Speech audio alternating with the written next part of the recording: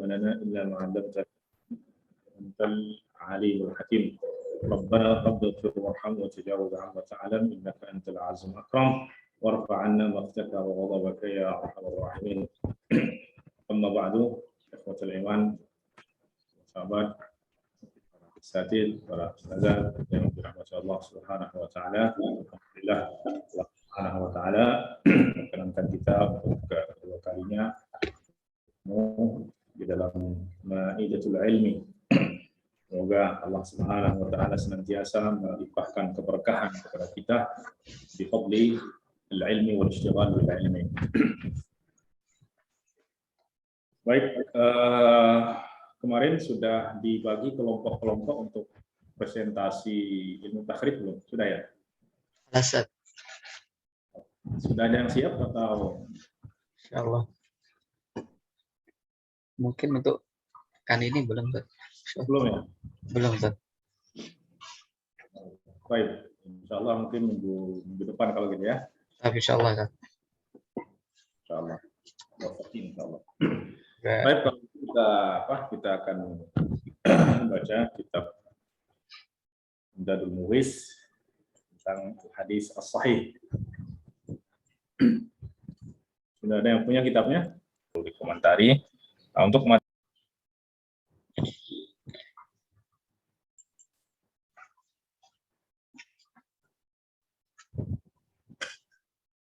ini yang cetakan lama yang baru ya? Belum tahu, Ustaz. Oh ya, baik. Al-hadis as-sahih. Kita mulai dari syurut-syurutnya.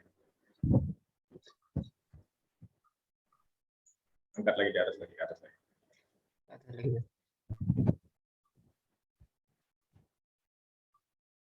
Dari awal pembahasan sahih. Baik.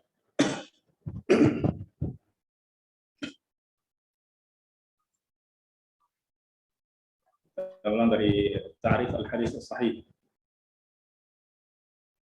Ini berarti Bawah lagi bawah. Bawah. berarti berarti Halaman 28. halaman. Ya. Ini versi lama ini. Iya, Ustaz. Ini suratul adab berarti setelah ini, Ustaz. Insyaallah. Kalau yang di PDF itu cetakan pertama dan sudah banyak. Ini murattab hadis sahih. Hukum bil hadis sahih. Ya, ini yang cetakan lama ini yang di PDF ini cetakan pertama yang itu sudah banyak revisi dan penambahan. Oh, gitu, Ustaz. Ya. Ada penambahan sekitar 40 halaman pada cetakan yang terbaru. Insyaallah. Ini Baik, kita baca dulu yang hadis sahih. Baik. Silakan coba siapa yang baca? Boleh, tolong Syekh Imam. yang ini anwaul hadis sahih, Ustaz. Al-hadis sahih. Ta'rifnya ke atas lagi. Yang tadi halaman 23 kalau nggak salah di situ. Yang kita punya baru ini, Ustaz. Mungkin di situ di halaman ini yang di PDF ini nanti 23 kayak. 23 ini dah. 23 bukan 32. Oke, sebentar. 23.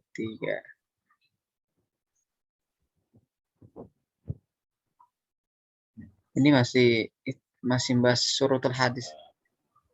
Iya ya. Al-hadis sahih wa man tasala sanad ya. Mulai dari al-hadis as-sahih. Al-hadis sahih ma ittasala sinatu binaqli al-adli ad-dhabit an misli ila muntahahi wasalamun min syududi wa illati qadihati. Wasalima min syududin wa illatin qadihatin.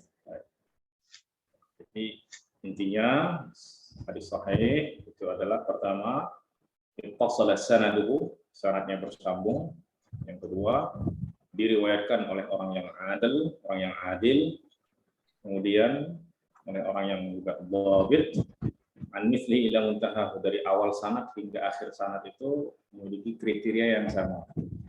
Dia selamat dari sifat-sifat syuzuz dan dari illah yang qadihah, illah yang menjadikan hadis cacat. Ya. Baik, fasyurutus sihhatil hadis khamsah, ya. Yang ittisalus sanad itu syaratnya ada 5. Ittisalus sanad, adalatul rawi, kemudian dhabtur rawi, intifa'us syuzuz, intifa'u al-illati al-qadihah. Baik. Fadal ittisalus sanad, syaratul awal. اتصال السند وأن يكون كل من رجال الحديث قد تلقوه من شيخه من أول السند إلى منتهاه.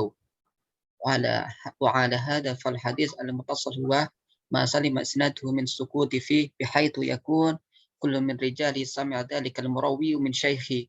ولا بد إذن لاتصال السند من تحقيق أمرين، وهم سمع كل راو للحديث من شيخه ألا يسكت من رجال الإسناد أحد، ويعرف ذلك من جهتين، ويعرف ذلك من جهتين: التصريح بالسماع من الراوي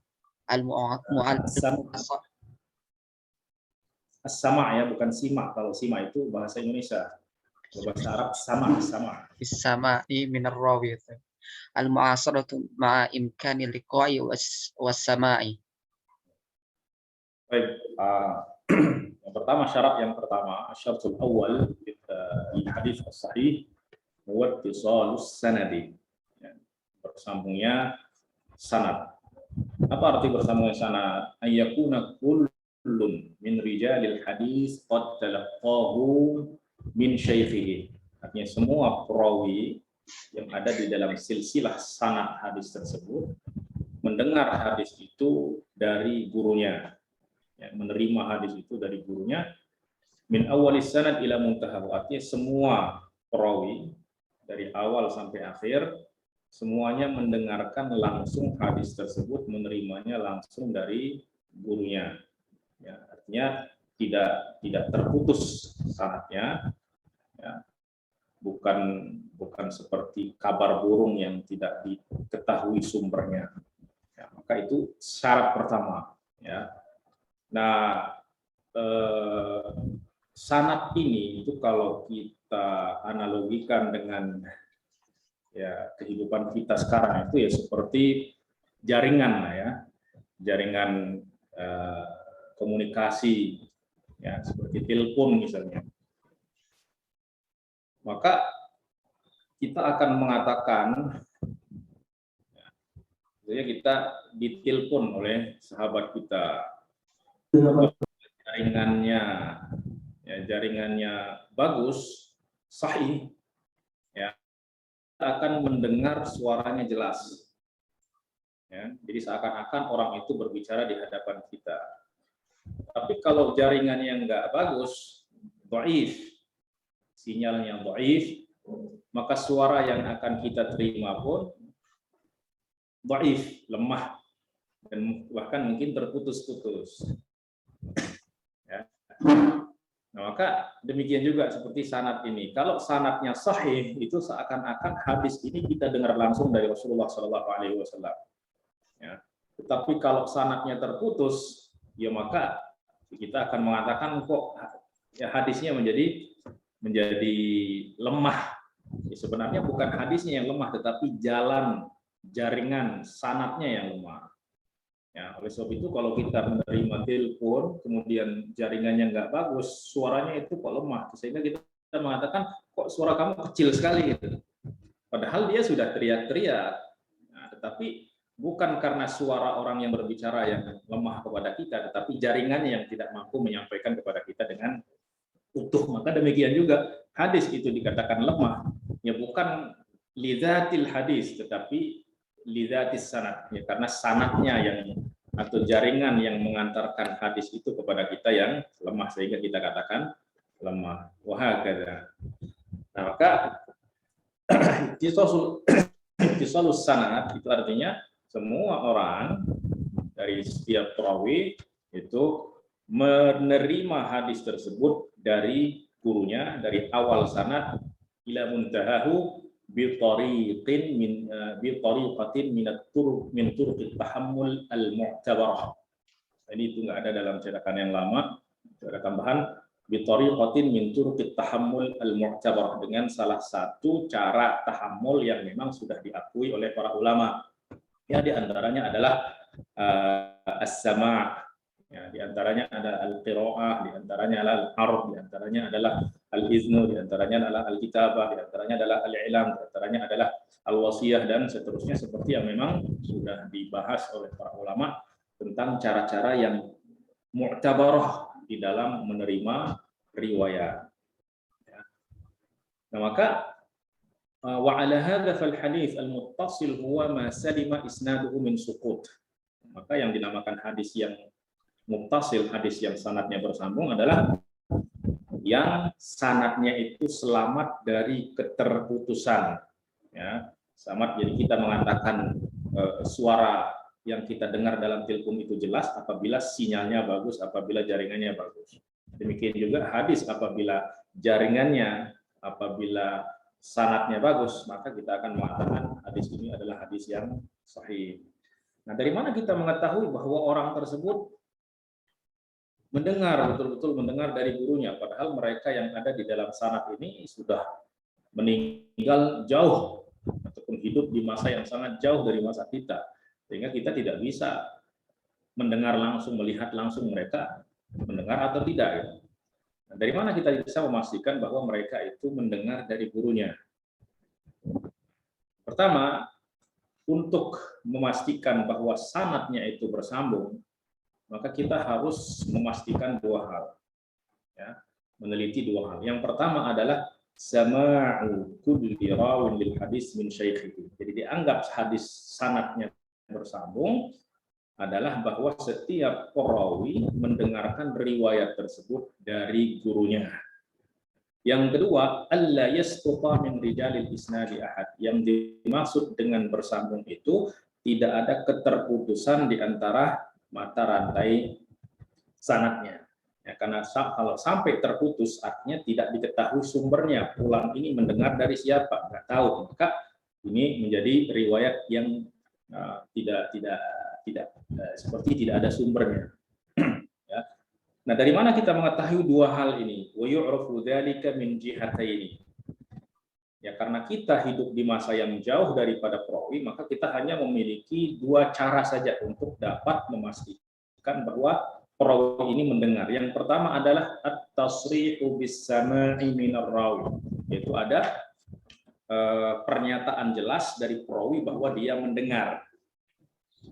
Kedua, kalau tidak ada pernyataan, misalnya dia mengatakan an fulan, ya, dari fulan. Karena an ini minas siyaqil muhtamilah, dari siyaqah yang memang mengandung kemungkinan, dua kemungkinan mendengar langsung, kemungkinan juga tidak. Ya, karena di dalam kata an ini hanya memberitahu bahwa riwayat ini bersumber dari fulan, walaupun tidak menunjukkan bahwa saya mendengar langsung dari orang itu atau tidak. Nah, maka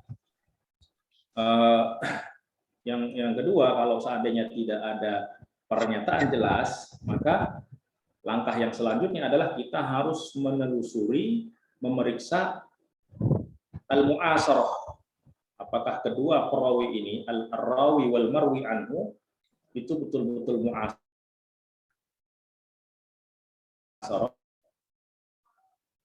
hidup, bertemu dan mendengar. Ya. Baik, nanti akan kita bahas. Baik. Ammal ula, pun yang pertama, yaitu at-tasrih bis-sama' itu artinya apa?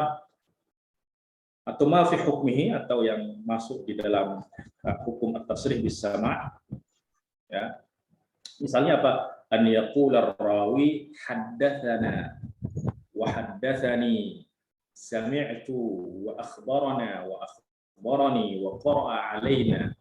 wa sami'na alaihi wa qala lana wa haka lana wa dzakara lana wa syafahana wa 'arada alaina wa 'aradna alaihi wa nawalana wa kataba lana wa ma syabahaha min al-ibarat. Ini adalah ibarat-ibarat ataupun ucapan-ucapan yang digunakan oleh para perawi ketika menyampaikan riwayat. Nah, maka apabila salah satu kata ini digunakan di dalam meriwayatkan, maka dapat dipastikan selama perawi tersebut bukan kadzab, bisa dipastikan bahwa ia betul-betul mendengar dari gurunya. Haddatsana wa haddatsani. Nah, apa bedanya haddatsana wa haddatsani? Kedua-duanya bermakna menceritakan kepada kami, dan itu menceritakan kepada saya. Ya, bedanya mungkin kalau haddatsana ini pertama mengandung musyafahah langsung, ya, dia langsung mendengar dan bertatap muka dengan gurunya, tetapi mungkin di dalam majelis yang mengatakan kami diceritakan oleh guru kami, diriwayatkan oleh guru kami. Tapi kalau haddatsani mungkin ini terjadi ketika seorang perawi dengan gurunya itu berdua saja, ya, tidak ada orang lain, maka dia mengatakan haddatsani, artinya gurunya langsung menyampaikan secara pribadi kepada sang murid. Kemudian sami' itu, apa bedanya dengan sami' itu? Padahal haddatsani juga mengandung ya saya sudah mendengar, ya, karena musyafahah itu ya sudah menunjukkan kalau saya mendengar langsung. Kenapa nggak menggunakan haddatsana saja? Kenapa harus ada sami' itu? Sami' itu ini lebih umum daripada haddatsana. Kalau haddatsana itu harus ada tatap muka di sini. Ya. Orang perawi melihat langsung gurunya. Nah, kalau sami' itu ini ya karena mungkin kalau dahulu itu majelis periwayatan hadis itu yang hadir, jamaah yang hadir itu sangat banyak. Bahkan diriwayatkan Imam Bukhari kalau meriwayatkan hadis, kalau membuka majelis riwayat itu sampai puluhan ribu orang yang hadir, ya, sehingga mungkin mereka tidak melihat langsung Imam Bukhari, tetapi hanya mendengar suaranya, ya, maka dia akan mengatakan sami'tu, ya, atau gurunya berada di ruangan, dia berada di luar, tapi dia mendengar suaranya, maka dia mengatakan sami'tu. Tapi semuanya ini menunjukkan kalau dia mendengar. Akhbarani wa qara'a alaina, qara'a alaina artinya gurunya membaca. Ya, dia mendengar. Sami'na alaihi ada orang lain yang membaca, ya. Kemudian kita mendengar, ya. Seseorang membaca di hadapan guru, yang lain mendengar. Nah, maka ini redaksi yang akan digunakan, dia akan mengatakan sami'na alaihi au quri'a alaihi wa nahnu nasma'. Nah, jadi ucapan-ucapan ini itu menunjukkan kehati-hatian para ulama di dalam menyampaikan hadis. Jadi cara mereka menerima pun itu disampaikan melalui redaksi yang mereka pilih untuk menyampaikan hadis tersebut. Ya, kalau mereka mendengar, misalnya di dalam majelis riwayat ada seorang yang ditunjuk oleh gurunya untuk membaca di hadapannya, maka mereka tidak akan mengatakan haddatsana, tetapi mereka akan mengatakan quri'a alaina wa nahnu nasma' atau sami'na alaihi dan seterusnya. Maka semua lafaz ini, semua sighah ini menunjukkan bahwa perawi betul-betul mendengar dari gurunya. Yang kedua, amma tsaniyatu idza lam yusarrih ar-rawi bis-sama'i min syaikhihi ushturita hatta yuhkama hadithuhu bil ittisal thalathatu umur. Dan apabila seorang perawi tidak menyatakan dengan jelas bahwa dia mendengar riwayat dari gurunya, maka syarat supaya hadisnya itu dihukum sebagai hadis yang bersambung ada tiga. Ya, ada tiga syarat. Dan ini yang banyak kita temukan di dalam riwayat. Tidak semua riwayat itu di dalam sanadnya mengatakan haddatsana wa sami'tu dan seterusnya. Karena banyak yang kita temukan menggunakan an fulan, an fulan, an fulan. Ya. Nah, bagaimana kita bisa mengatakan bahwa hadis ini bersambung? Maka ada tiga syarat. Yang pertama adalah salamatur rawi thiqati minat tadlis. Pertama, perawi yang thiqah ini tidak mudallis. Ya, tidak mudallis artinya tidak menyembunyikan sesuatu berkaitan dengan riwayat. Ya. Yang kedua, Thubutul mu'asarah, kedua perawi ini harus betul-betul mu'asir. Artinya dia mengatakan an fulan. An fulan, dari fulan. Dari mana kita tahu bahwa orang ini mendengar atau tidak mendengar? Ya, kita lihat dia mungkin ada kemungkinan bertemu atau tidak. Ada kemungkinan bertemu atau tidak. Kalau tidak ada kemungkinan bertemu ya berarti terputus. Ya, jika dia mengatakan an. Tapi kalau ada kemungkinan bertemu kemudian dia siqah, kemudian tidak mentadlis, maka dia tidak akan mengatakan an kecuali pada riwayat yang memang sudah didengar dari gurunya. Kemudian yang ketiga, imkanul liqa' wassama. Ada kemungkinan bertemu dan as-sama. Karena nggak cukup mu'asharah saja. Ada mu'asharah tetapi tidak memungkinkan orang tersebut mendengar. Misalnya berasal dari dua daerah yang berjauhan dan di dalam riwayatnya atau riwayat hidup orang ini, misalnya ada satu berasal dari Baghdad, satu perawi berasal dari Baghdad, dan satunya berasal dari Mesir. Dan kedua orang ini belum diketahui, yang Mesir belum pernah diketahui pergi ke Baghdad, yang Baghdad belum pernah diketahui pergi ke Mesir. Nah, maka ini walaupun mu'asharah, walaupun sezaman, tetapi tidak ada kemungkinan untuk bertemu. Nah, ini pada zaman terdahulu. Kalau sekarang sudah dimanapun, di ujung dunia pun itu sudah bisa pertemuan melalui Zoom kah, melalui live streaming dan lain sebagainya. Nah, ini konteksnya zaman dahulu. Ya. Maka harus ada kemungkinan untuk bertemu dan as-sama. Nah, ini syarat yang diberikan oleh jumhur. Walaupun Imam Al-Bukhari itu memberikan satu syarat lagi yang tidak disyaratkan oleh jumhur, yaitu subutul liqa', bukan hanya imkan, ya, yaitu ada bukti bahwa kedua perawi ini bertemu dan mendengar, ya, hadis tersebut dari al-marwi anhu. Maka itu syarat hadis yang mu'an'an bisa dihukumi sebagai hadis yang muttasil, sanadnya bersambung. Sanadnya pertama perawinya sikoh dan tidak mentadlis. Nanti secara khusus kita akan bahas tentang tadlis itu seperti apa. Kemudian subutul mu'asharah, ya, betul-betul hidup pada masa yang artinya ada kemungkinan untuk bertemu pada masa, artinya hidup pada masa yang sama. Kemudian ada kemungkinan untuk bertemu dan mendengar. Kemudian ini pun harus ditelusuri. Amma salamatur rawi thiqah min at-tadlis. Kenapa disyaratkan? Ini kenapa disyaratkan perawi yang thiqah ini tidak mentadlis? Bali anna at-tadlis huwa ayyarwi ar-rawi amman laqiyahu wa lam yasma' minhu aw amman asarahu wa lam yalqahu muhiman annahu sami'ahu minhu. Kan yaqula an fulanin an fulanin aw qala fulanin aw anna fulanan wa nahwuha. Jadi syarat yang kenapa disyaratkan perawi yang thiqah ini tidak boleh mentadlis, karena tadlis itu adalah seorang perawi meriwayatkan sesuatu dari orang yang pernah bertemu dengannya, tetapi dia tidak mendengar satu hadis pun dari orang tersebut, atau hadis yang diriwayatkan tersebut tidak didengar. Ya, seperti yang kemarin saya contohkan, misalnya seorang guru membuka majelis riwayat, ingin meriwayatkan 10 hadis. Setelah sampai hadis yang ke-9, ada seorang murid yang keluar dari majelis karena ada hajat, kemudian kembali lagi, kemudian kawannya mengatakan tadi ada satu hadis lagi yang disampaikan oleh sang guru.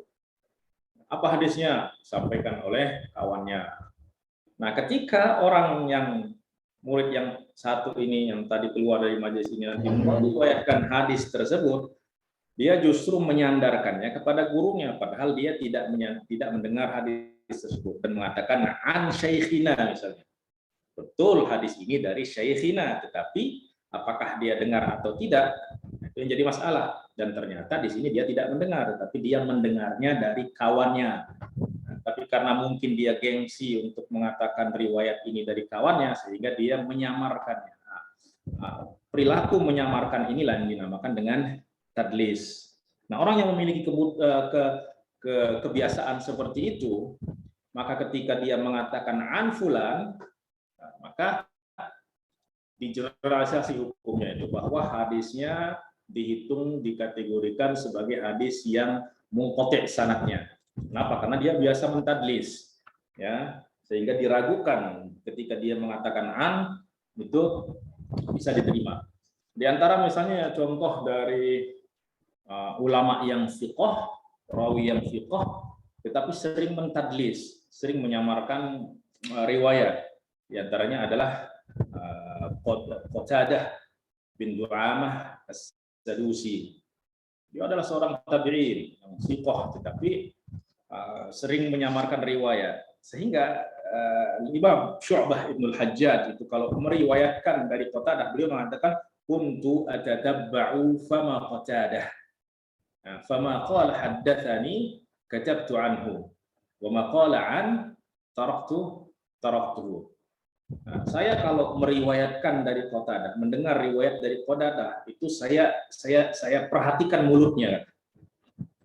Saya perhatikan mulutnya, dia bilang apa. Kalau dia mengatakan an, maka riwayatnya saya tolak. Tetapi kalau dia mengatakan haddatsana, maka saya terima riwayatnya. Nah, itulah sebabnya para ulama ketika menemukan ada riwayat-riwayat dari Syu'bah an Qatadah, ya, di mana Syu'bah mengatakan an Qatadah, itu ya an Qatadah, ya, kemudian Qatadah an fulan, jadi di situ Qatadah mengatakan an fulan, maka para ulama mengatakan riwayatnya termasuk dalam riwayat yang muttasil, walaupun di sini Qatadah mengatakan an. Kenapa? Karena hadisnya sudah diseleksi oleh Imam Syu'bah, di mana beliau sangat berhati-hati tidak menerima riwayat dari Qatadah kecuali yang Qatadah di situ mengatakan haddatsana fulan. Nah, kemudian adanya penggunaan an dari Qatadah mungkin itu dari tasarruf perawi, ya. Ini diantara trik-trik untuk bisa menghukum hadis yang mu'an'an, itu sebagai hadis yang muttasil. Baik. Kemudian au amman asarahu, atau dia meriwayatkan dari orang yang sezaman darinya, ya, tetapi nggak pernah bertemu. Muhiman annahu sami'ahu minhu. Tetapi di situ dia menjadikan orang yang mendengar itu seakan-akan dia mendengar. Nah, ka'an yaqula an fulanun. Dia tidak berani mengatakan haddatsana fulan. Kenapa? Kalau sampai dia mengatakan demikian sementara dia tidak pernah mendengar, maka dia termasuk dalam kategori orang yang kadzdzab, orang yang waddah, ya, dan termasuk orang yang fasik, maka semua riwayatnya akan berguguran, ya, ditolak. Sekali dia mengatakan haddatsana pada sesuatu yang tidak dengar, maka sudah masuk dalam kategori kadzdzab. Ya, dan kadzdzab ini di dalam periwayatan itu sesuatu yang sangat buruk sekali dan nggak ada ampunan lagi, ya. Maka dia akan masuk dalam golongan orang yang fasik, orang yang kadzib. Ya, nanti akan dijelaskan secara rinci tentang tadlis ini pada pembahasan tentang tadlis. Baik, amma subutul mu'asarah. Bagaimana kita mengetahui bahwa ada mu'asarah? Pertama, ma'rifatu tarikhi wiladatir rawi. Kita harus mengetahui tahun lahir perawi dan tahun wafat al-marwi anhu, yakni al-marwi anhu yang riwayat itu diambil darinya, yaitu syekh, guru. Itu kita melihat ini tahun wafatnya ini, tahun lahir dan tahun wafatnya ini ada kemungkinan untuk bertemu atau tidak. Kalau ada kemungkinan bertemu, misalnya ada orang lahir pada tahun 200 Hijriah, yang meriwayatkan itu lahir pada tahun 160 Hijriah misalnya. Nah, maka di situ ada masa 40 tahun untuk bertemu. Ya, katakanlah mungkin dia mulai meriwayatkan dari umur 15, maka di situ ada masa 25 tahun untuk bertemu dengan orang tersebut. Ini masuk dalam kategori yang mu'asar. Tapi kalau dia meriwayatkan, dia lahir pada tahun 200, meriwayatkan dari orang yang sudah meninggal pada tahun 150 Hijriah. Jadi di situ ada 50 tahun jarak, ya, jarak masa antara kedua perawi. Ini sudah tidak memungkinkan untuk bertemu, maka tidak dikategorikan sebagai yang mu'asharah. Nah, oleh sebab itu, karena ini sangat penting, maka para ulama pun sudah menulis tentang tarikh ar-ruwat, tarikhul wafayat namanya. Sehingga kita melihat ada kitab-kitab yang dikarang ya berdasarkan kepada tahun wafatnya perawi. Ya. Tarikhul wafayat. Ya. Contohnya, misal dari qaul Imam Muslim fi muqaddimati sahihihi wa asnada Ubaid ibn Amr an Ummi Salamah zaujin Nabi sallallahu alaihi wasallam an Nabi sallallahu alaihi wasallam hadisan wa Ubaid ibn Umair wulida fi zamanin nubuwah. Misalnya ada sebuah riwayat dari Ubaid ibn Umair an Ummi Salamah. Ubaid ibn Umair mengatakan an Ummi Salamah. Dan tidak diketahui apakah Ubaid ibn Umair ini dengar atau tidak. Maka cara yang ditempuh oleh para ulama adalah kita lihat Ubaid ibn Umair ini lahir kapan. Ya. Maka Imam Muslim ya mengatakan bahwa Ubaid ibn Umair wulida fi zamanin nubuwah. Diketahui bahwa Ubaid ibn Umair ini lahir pada zaman Nabi. Nah, kalau lahir pada zaman Nabi ya pasti bertemu dengan Ummu Salamah, karena Ummu Salamah adalah istri Nabi Shallallahu Alaihi Wasallam. Nah, maka pada contoh ini kita melihat Imam Muslim ya menelusuri ya memastikan bahwa Ubaid ibn Umair ini betul-betul mu'asharah dengan Ummu Salamah. Dengan cara apa? Dengan mengetahui tahun lahirnya Ubaid ibn Amr yang lahir pada zaman Nabi Shallallahu Alaihi Wasallam. Thumma bima'rifati tarikhi wafati Ummi Salamah. Kemudian juga dengan mengetahui tahun wafatnya Ummu Salamah. Allati ta'akharat ila sanati sanataini wa sittin. Ya, yang mana Sayyidatuna Ummu Salamah ini meninggal pada tahun 62 Hijriah. Ya, 62 Hijriah. Dan kita ketahui bahwa Rasulullah Shallallahu Alaihi Wasallam meninggal pada tahun 10 Hijriah. Ya, berarti setelah Rasulullah Shallallahu Alaihi Wasallam itu Ummu Salamah masih hidup sekitar 50 tahunan lagi. Nah, sementara Ubaid ibn Umair ini lahir pada zaman Rasulullah Shallallahu Alaihi Wasallam, dan itu sudah bisa dipastikan bahwa Ubaid ibn Umair ini mu'asharah. Kemudian Ubaid bin Umair ini adalah seorang perawi yang sikoh dan tidak dikenal sebagai mudallis. Sehingga ketika dia mengatakan an, nah itu dipastikan beliau mendengar ya, dari Ummu Salamah. Walakin lam yadhkur al-Imam Muslim huna tarikh wafat Ummi Salamah li'annahu ma'ruf Ummi Salamah radhiyallahu anha li'annahu ma'rufun musyahhar bainal muhadditsina anna wafataha di zamanin tawilin ba'da wafati Rasulullah sallallahu alaihi wasallam. Nah, itu di antara cara untuk memastikan bahwa kedua rawi ini mu'asharah. Langsung yang kedua, ma'rifatu tarikhi wafayatil aqdam mautan min masyayikhir rawi alladhi sami'a minhum. Fa inna ma'rifata dzalika tu'inu 'ala at-ta'akkudi minal mu'asharah baina rawi baina dzalika rawi wa ba'dhi man yarwi an. Pertama, yang kedua caranya adalah dengan mengetahui wafayat al-aqdam mautan min masyayikhir rawi. Ada perawi meriwayatkan dari tiga guru misalnya. Ya. Nah, kita mengetahui bahwa di antara ketiga guru ini ada yang meninggal terdahulu. Artinya beliau adalah yang senior. Nah, kemudian misalnya ada tiga guru. Guru yang pertama ini meninggal sangat jauh, masa yang sangat jauh terdahulu. Kemudian yang terakhir ini yang ketiga meninggalnya agak akhir. Nah, ketika dia meriwayatkan dari yang ketiga ini, dia mengatakan an fulan.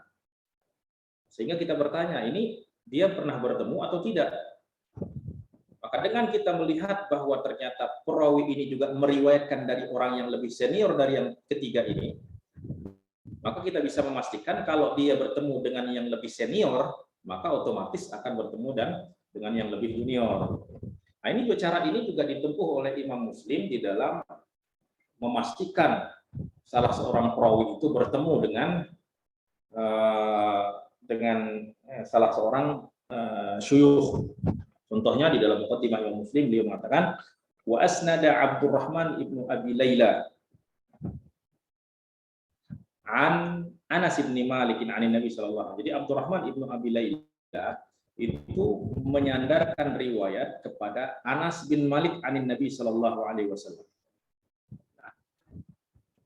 Dia mengatakan Nah, apakah Abdurrahman ibni Abi Layla ini mu'asharah dengan Anas atau tidak? Maka beliau mengatakan waqad hafidha an Umar wa sahiba Aliyan. Nah, Abdurrahman ibnu Abi Layla ini telah meriwayatkan, telah menghafal beberapa hadis yang diriwayatkan dari Umar bin Khattab dan juga sudah bersuhbah dengan Sayyidina Ali. Dan diketahui bahwa Umar bin Khattab dan Ali radhiyallahu anhuma itu tentu lebih senior daripada Anas bin Malik. Nah, maka kalau Abdurrahman ibnu Abi Layla ini sudah bertemu dengan Umar bin Khattab dan sudah bertemu dengan Ali, ya sudah pasti bertemu dengan Anas bin Malik. Nah, Anas bin Malik ini termasuk sahabat yang junior. Maka beliau memastikan bahwa Abdurrahman ibnu Abi Layla itu mu'asharah dengan Anas bin Malik. Dengan cara apa? Dengan mengetahui sebagian gurunya yang senior.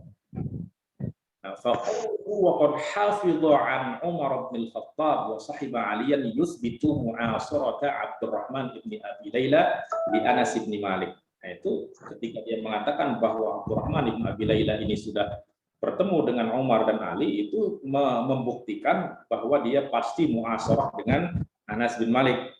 Ya, karena Anas bin Malik itu memang wafatnya itu jauh setelah wafatnya Umar bin Khattab. Ya, kalau Sayyidina Umar bin Khattab kalau tidak salah meninggal pada tahun 23 Hijriah, ya, sementara Sayyidina Anas itu termasuk dari sahabat yang terakhir sahabat yang meninggal di Madinah itu adalah Anas bin Malik radhiyallahu anhu.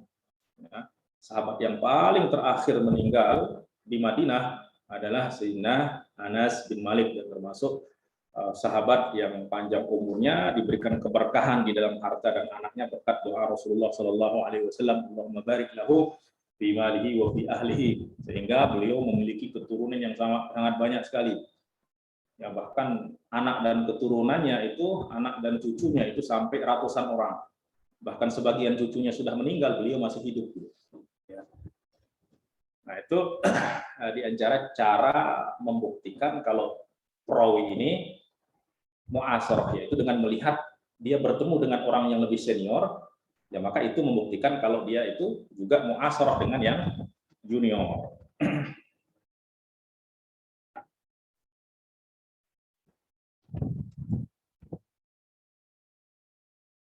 Baik, kemudian selanjutnya itu di antara syaratnya tadi imkanul liqa' was sama'. Ada kemungkinan untuk bertemu. Baik, mungkin kita akan mengatakan kemungkinan itu kan ada unsur kelemahan di situ. Ya, namanya memungkinkan itu kan tidak pasti. Tetapi kenapa dijadikan sebagai syarat oleh para ulama di sini untuk menerima riwayat yang menggunakan an? Ya. Baik. Amma imkanul liqa' was sama' fadzalika li'anna laysa kullu man thabatat lahu al-mu'asharah yathbutu lahu al-liqa'. Ya. Kenapa yang disyaratkan di sini imkanul liqa' was sama'? Karena tidak semua yang mu'asharah itu bertemu. Tetapi kalau bertemu itu sudah pasti mu'asharah. Bainahuma umumun khusus mutlak. Ya. Tidak semua yang mu'asharah itu bertemu. Sekarang kita bisa memastikan kita itu mu'asharah dengan banyak ulama-ulama besar, tetapi kita tidak pernah bertemu dengan mereka. Ya. Tetapi kalau pernah bertemu itu sudah memastikan adanya mu'asharah. Bikhilafi man thabata lahu liqa' faqad ثبتت له ضرورة المعاصرة لأن المعاصرة أعم من اللقاء وهو أخص منها. طيب. ومعلوم أن الإمام مسلم ya rahimahullahu taala iktafa bil mu'asarah, ya, iktafa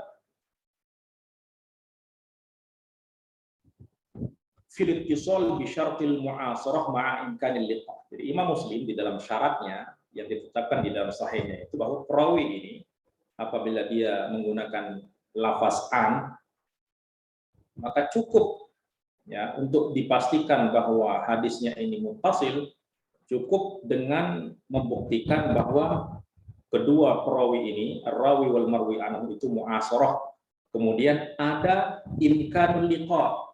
Misalnya apa? Misalnya dua orang tinggal di kota yang sama, di masa yang sama, tinggal di kota yang sama. Nah, maka di sini ada mu'asarah dan kemungkinan bertemu itu sangat besar sekali. Kenapa? Karena tradisi para ulama itu di dalam periwayatan, ketika dia meriwayatkan hadis, dia tidak akan keluar dari kampungnya kecuali setelah dia habis meriwayatkan dari ulama-ulama yang ada di tempatnya. Kalau sudah nggak ada lagi, ya sudah semua orang dikunjungi, semua ulama dikunjungi di situ, barulah dia akan keluar ke kotanya. Bahkan di antara adab daripada riwayat, bahkan adab thalabil ilmi itu, yaitu kita harus menuntut ilmu pada ulama setempat dulu, baru pergi jauh. Maka ketika ada dua orang perawi mu'asarah kemudian tinggal di tempat yang sama, nah ini sudah, ya menurut Imam Muslim ini sudah cukup untuk mensyaratkan hadisnya itu dianggap sebagai hadis yang muttasil. Nah, contohnya misalnya, ya contohnya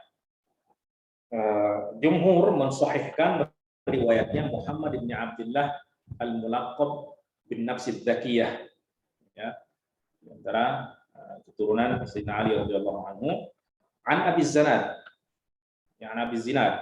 Muhammad bin Abdullah ini meriwayatkan dari Abu Zinad, tetapi di dalam riwayatnya itu tidak menyatakan haddatsani Abu Zinad. Ya, walaupun Imam Bukhari di sini mengatakan la adri asami'a min Abi Zinad am la, saya tidak tahu Muhammad bin Abdullah ini mendengar dari Abu Zinad atau tidak. Kenapa? Karena memang syarat Imam Bukhari itu terbukti, harus ada bukti bahwa keduanya bertemu. Nah, maka Abu Zinad yaitu namanya Abdullah bin Dzakwan, itu Madaniyun. Beliau adalah orang Madani, yaitu orang Madinah. Kemudian Asya fil Madinah, hidup juga di Madinah. Wa mata fiha, bahkan meninggal juga di Madinah tahun 130 Hijriah. Ya. Wa Muhammad bin Abdullah juga Madani, yaitu orang Madinah juga. Asya fil Madinah, hidup di Madinah juga. Wa kharaja bil Madinah ala Abi Ja'far al-Mansur, dan pernah memberontak kepada Abu Ja'far al-Mansur, yaitu khalifah pertama Al-Abbasiyah, khalifah Abbasi yang pertama. Wastaula 'alal Madinah, dan sempat menguasai Madinah tahun 145. Wa fiha qutila, dan beliau terbunuh pada tahun 145. Di sini kita melihat Abu Zinad dari Madinah, Muhammad bin Abdullah juga dari Madinah. Kemudian Abu Zinad meninggal 130 Hijriah. Ya, dan Muhammad bin Abdullah meninggal tahun 145 Hijriah. Jadi jarak meninggalnya itu hanya 15 tahun, dan sebelumnya tentu hidup umur yang lumayan, sehingga ada masa yang sangat panjang untuk pertemuan antara kedua orang ini. Ya. Nah, maka al-mu'asarah tsabitah, maka di sini kita bisa pastikan bahwa keduanya itu mu'asarah, itu pada zaman yang sama. Wal liqa mungkin, dan pertemuan itu sangat memungkinkan, bal syibhu tahqiq, bahkan hampir dapat dipastikan. Nah, itulah sebabnya Imam Az-Zahabi di dalam Siyar A'lam an-Nubala ketika menerjemahkan menyebutkan biografi Muhammad bin Abdullah Nafsu Dzakiyah, beliau mengatakan haddatsa an Nafi'in wa an Abi Zinad. Muhammad bin Abdullah ini meriwayatkan dari Nafi' Maula bin Umar, dan juga meriwayatkan dari Abu Zinad. Jadi Abu Zinad digolongkan di antara guru daripada Muhammad bin Abdullah. Ya, kenapa? Karena adanya mu'asarah dan imkanul liqa ini. Nah, maka faman tawaffarat lahu hadhihi syurut ats-tsalatsah hukima haditsu bil ittisal. Nah, maka kalau ketiga syarat ini pada hadis yang menggunakan an fulan ini, pertama rawinya siqah dan tidak mentadlis, kemudian subutul mu'asarah, kemudian yang ketiga imkanul liqa was sama', maka hukima haditsuhu bil ittisal, maka hadisnya dihukumi sebagai hadis yang sanadnya bersambung wa illam yusarrih bis sama', walaupun dia tidak menyatakan di dalam riwayatnya haddatsana au sami'tu dan lain sebagainya. Nah, itulah sebabnya para ulama mengatakan seseorang apabila dia mudallis, maka ketika dia menyampaikan riwayat dengan an, ya maka riwayatnya dianggap sebagai riwayat yang terputus dan hadisnya dianggap sebagai hadis yang sanadnya dhaif. Itu hukum secara umum ya, walaupun nanti di dalam praktiknya ya tidak bisa digeneralisasikan begitu saja, sebab ada kasus-kasus pengecualian. Di antaranya adalah ada seorang ulama yang thiqah ya, hufaz termasuk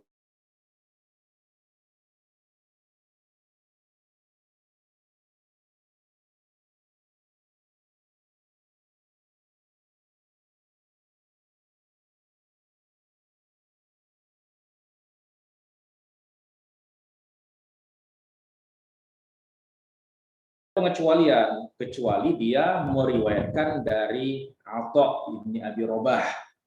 Apabila Juraij meriwayatkan dari Atha ibni Abi Robah dengan menggunakan an, maka riwayatnya oleh para ulama dihukum sebagai riwayat yang muttasilah. Kenapa? Karena beliau sendiri pernah menjelaskan, beliau mengatakan seperti yang disebutkan oleh Al-Hafidz Ibnu Hajar dalam Tahdhibut Tahdhib, idza qultu qala Atha, apabila aku berkata, Atha berkata, artinya tanpa mengatakan qala li Atha, atau mengatakan kepada saya, atau haddatsani atau sami'tu Atha, fa ana sami'tuhu minhu, saya mendengar semua riwayat dari Atha yang saya katakan an Atha itu semuanya saya pernah dengar.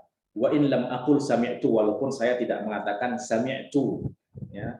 Wa illa fala, tetapi kalau ya selain daripada itu ya, maka hadis Ibnu Juraij itu digantikan sebagai hadis yang mudallas ya.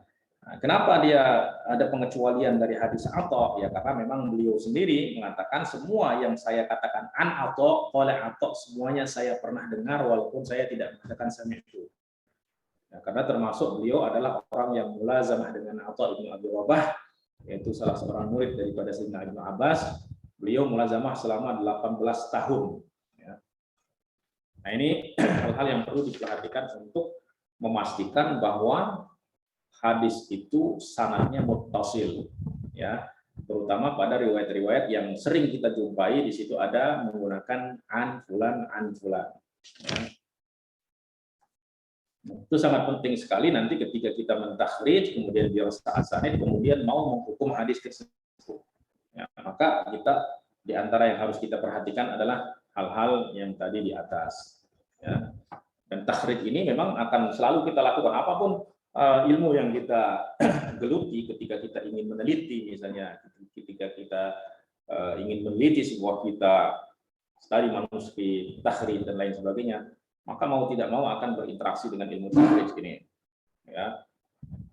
Kita mau ceramah bahkan menemukan hadis, tapi kok hadisnya ini nggak tahu siapa perawinya, sumbernya dari mana, maka hal yang harus kita lakukan adalah takhrij ini, ya, untuk memastikan sumbernya dari mana, siapa yang meriwayatkan, perawinya siapa, kemudian status riwayatnya seperti apa, sahih atau tidak, muttasil atau tidak, semuanya ya melalui prosedur takhrij akan tersingkap semuanya.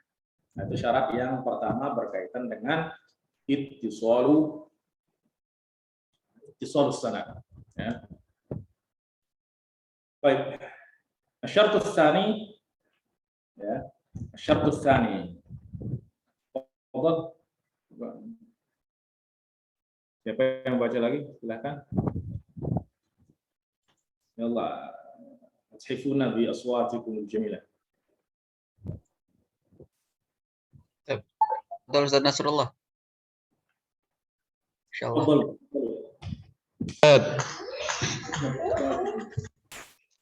الشرط الثاني عدالة الراوي وهي سلامة الراوي من الفسق وخوارم المروءة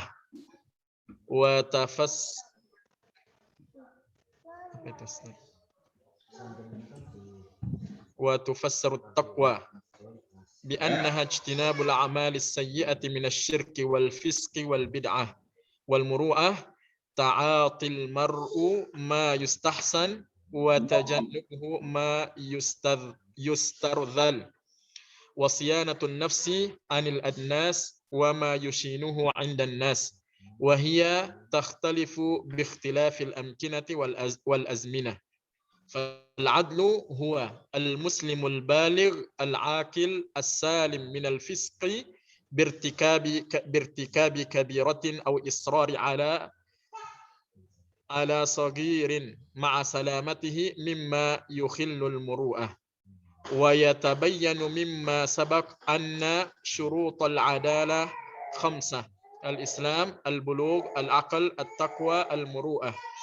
وتثبت العدالة الراوي بثلاثة أمور، وهي الشهرة بين أهل العلم واستفاضة الثناء عليه بالعدالة كالأئمة الأربعة، أو بتنصيص عالمين أو عالمين أو عالم واحد، أو بتنصيص عالمين أو عالم واحد. Itu ada penjelasan yang tidak ada di cetakan lama, yaitu penjelasan tentang syarat-syarat ini. Kenapa harus disyaratkan 5 syarat ini? Baik. Ya. Jazakumullahu khairan. Qiraah jamilah. Baik. Adalatul rawi, apa yang dimaksud dengan seorang rawi itu adil? Jadi adil di sini bukan hanya bermakna kita berlaku adil, artinya tidak zalim, tapi adalah ini mencakup 2 makna utama di sini dalam konteks riwayat, yaitu mencakup makna ketakwaan dari sudut agama, kemudian menjaga moral-moral, nilai-nilai yang berkembang di masyarakat yang baik. Nah, kedua-duanya itu harus betul-betul terjaga. Oleh sebab itu para ulama mendefinisikan adalah itu adalah salamatur rawi minal fisqi wa khawarimil muru'ah. Ya. Jadi seorang perawi itu betul-betul selamat dari perbuatan kefasikan, ya, dan betul-betul selamat dari perkara-perkara yang merusak muru'ahnya. Wa hiya kama qala al-hafidh, ya. Situ enggak ada. Kama qala al-hafidh Ibnu Hajar, malakatun tahmilu ala mulazamati taqwa wal muru'ah. Jadi apa yang dimaksud dengan adalah ini? Adalah ini adalah sebuah malakah di dalam diri. Malakah di dalam diri itu kekuatan di dalam diri yang menjadikan seseorang itu melazimi ketakwaan. Artinya melazimi ketakwaan itu sudah menjadi sesuatu yang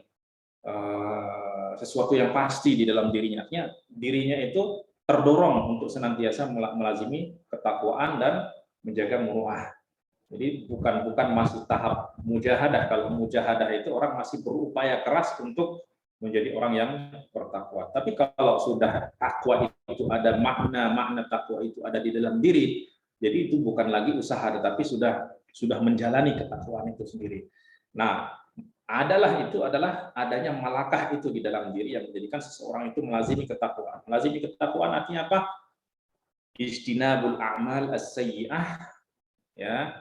Istinabul a'mal as-sayyi'ah minasyirki wal fisqi wal bid'ah.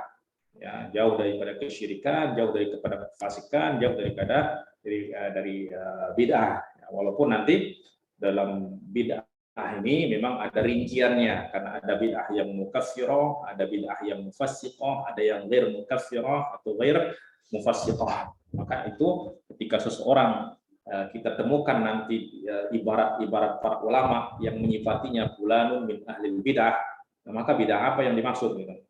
Terlebih lagi pada zaman kita ini ada perluasan makna bid'ah, ya. Maka itu perlu ditelusuri Maka ada pembahasan khusus tentang seseorang disifati sebagai bid'ah.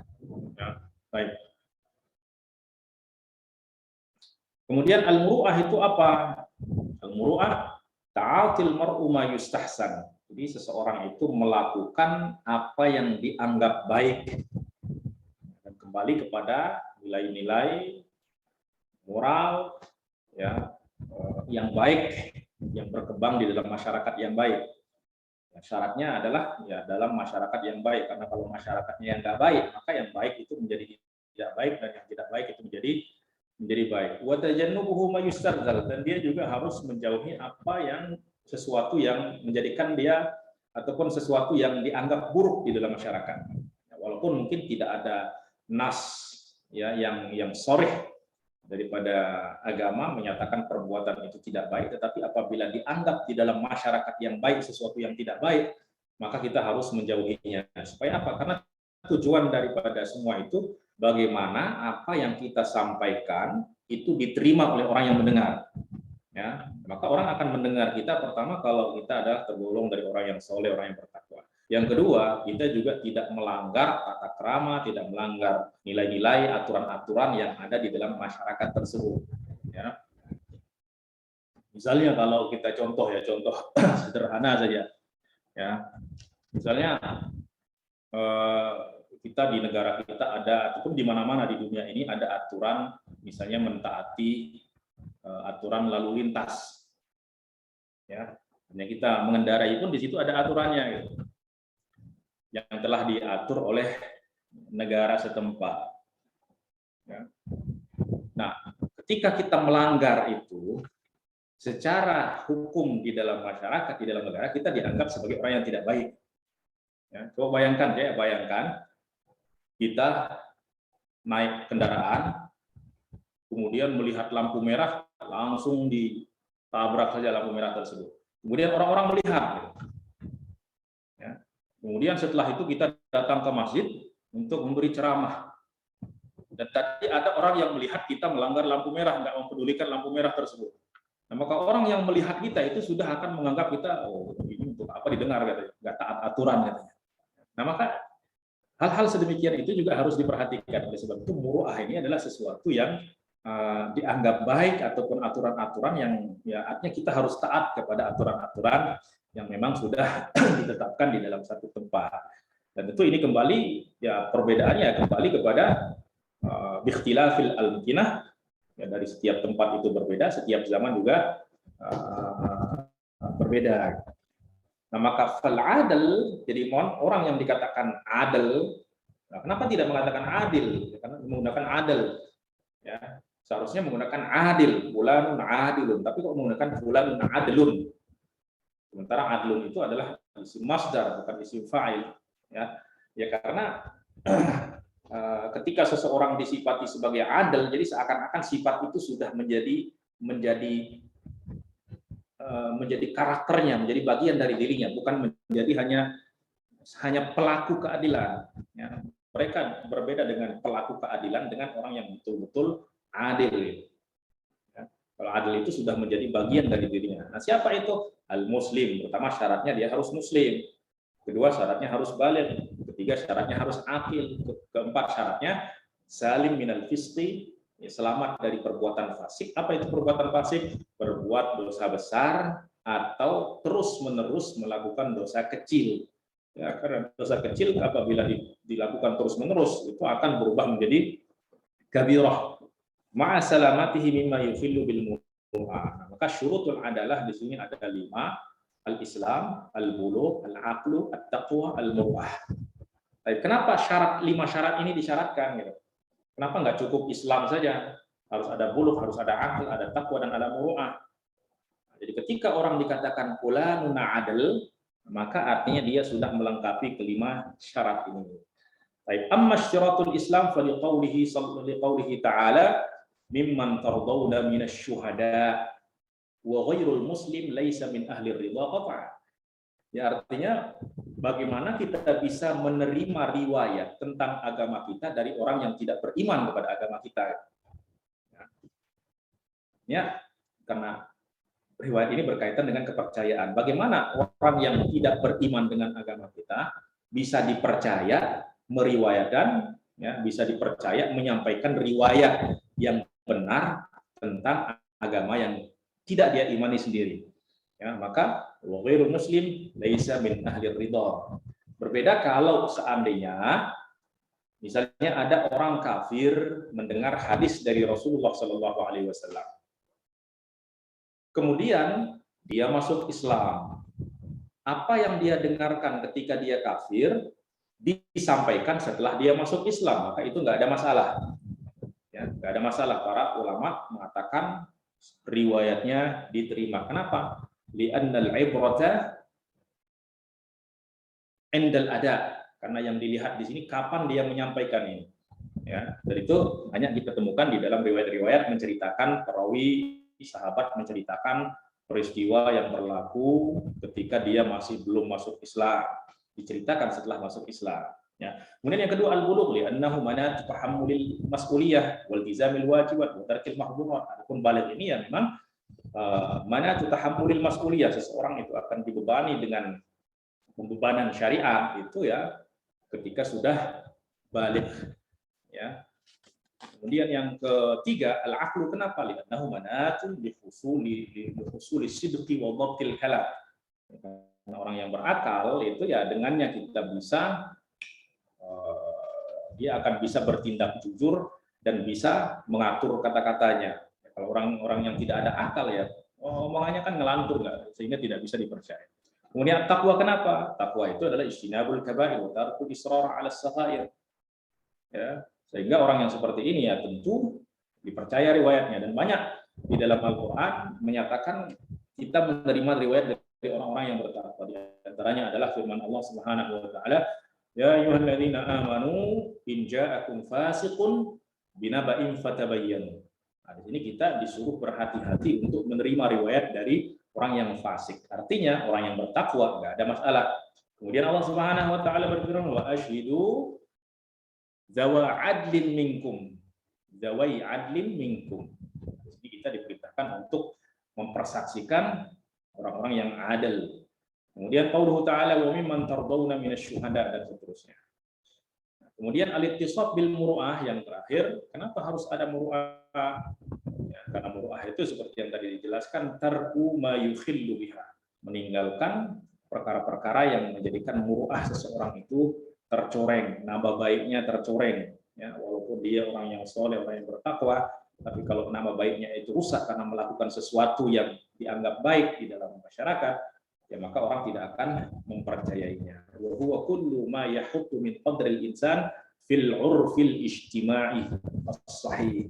Ya, di dalam tradisi masyarakat yang sehat, yang baik. Contohnya apa? At-tabawul mislu at-tabawuli fit thariq. Ya, di antaranya ya kencing di jalan, ya, kasratis sukhri, yaitu banyak ya mengolok-olok dan lain sebagainya, terus al-mubalah dan lain sebagainya. Itu adalah hal-hal yang mencoreng nama baik seseorang. Ya. Kemudian yang terakhir di sini berkaitan dengan adalah ini, dari mana kita mengetahui fulan itu adil?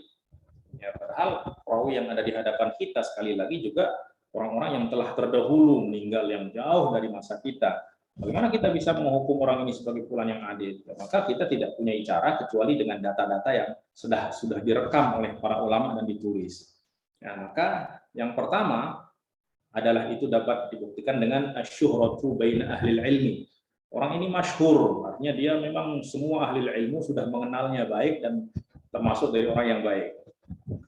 Kemudian istighfaratus sana alaihi bil adalah. Kemudian banyaknya pujian kepada orang ini bahwa dia adalah orang yang adil, seperti al-a'immatul arba'ah. Al-a'immatul arba'ah ini memang orang-orang yang memang sudah membanjir, ya sudah dibanjiri dengan pujian-pujian, sehingga nggak perlu lagi kita mengatakan Imam Syafi'i itu sikoh apa enggak. Jadi kita bertanya tentang kesikohan Imam Syafi'i itu sudah meragukan kredibilitas Imam Syafi'i. Ya, justru orang yang bertanya itu yang perlu dipertanyakan. Ya. Demikian Imam Abu Hanifah, Imam Ahmad, Imam Malik dan seterusnya. Kemudian kalau tidak ada itu semua, maka kita akan melihat kepada tamsis, ada pernyataan dari alimaini bil jarhi wa ta'dil. Ya, bagian ulama mensyaratkan harus ada pernyataan dari dua orang alim. Bukan sekedar alim, dia harus betul-betul alim bil jarhi wa ta'dil. Ya, harus betul-betul paham tentang ilmu jarh wa ta'dil. Artinya dia mengetahui apa yang menjadikan orang itu majruh, ya, dan apa yang menjadikan orang itu adil. Karena kalau tidak mengetahui ini, walaupun dia alim kemudian dia memuji seseorang, ya, maka pujiannya itu tidak dianggap karena dia bukan ulama yang alim di dalam ilmu jarh wa ta'dil. Ya. Karena mestinya kita akan menemui, ya, misalnya contoh-contoh di dalam Tadribur Rawi, ya, beliau memberikan contoh, Imam Suyuti memberikan contoh, ada ucapan seseorang memuji, ya, orang lain, dia mengatakan apa? Idza ra'aita ahadan ya'tishu 'inda sama'il hadis fa'lam annahu siqah. Apabila kamu melihat ada orang yang bersin ketika dia mendengar hadis, maka ketahuilah orang itu siqah. Lah, apa hubungannya dengan bersin gitu? Dengan kesikuhan seseorang, nggak ada hubungannya. Nah, maka ya pujian-pujian seperti ini la yu'mah lahu, ya, itu nggak dianggap sama sekali. Kenapa? Li'annahu yu'addilu bima laysa bimu'addil. Atau ada contoh lain disebutkan, ya, bahwa dia mentajrih si fulan. Kenapa? Li'anni ra'aituhu yajri bi bardawanihi sari'an. Karena saya pernah melihat dia menggunakan kuda dengan laju. Lah, apa hubungannya menggunakan kuda dengan laju dengan orang itu tidak mujarrah. Jadi dia menyebutkan hal-hal yang yujarrihu bima laysa bimujarrih. Ya, dia mentajrih seseorang dengan sesuatu yang tidak mentajrih.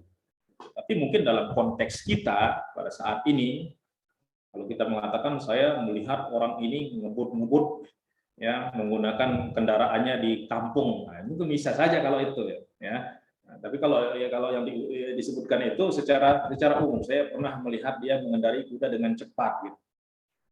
Maka ini tidak menjadi siapa tahu dia mengendarakan kuda dengan cepat karena memang ada kebutuhan yang mendesak dan lain sebagainya.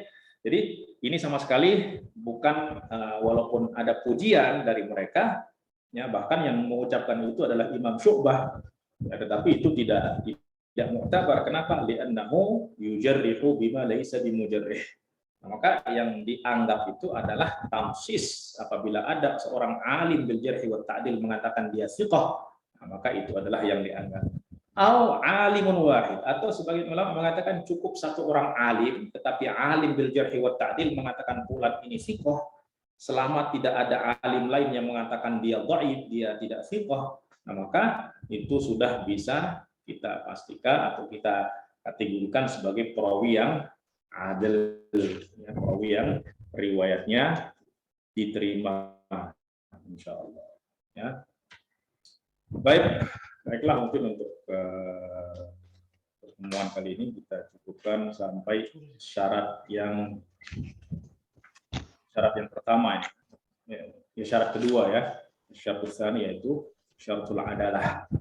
Nah, ini sangat penting sekali. Kenapa? Karena nanti kita akan berinteraksi dengan ilmu takhrij, yang takhrij itu semuanya akan mengacu kepada ini. Karena takhrij itu pada hakikatnya adalah penerapan tatbik amali, ya, tatbik amali, praktik dari ilmu hadis.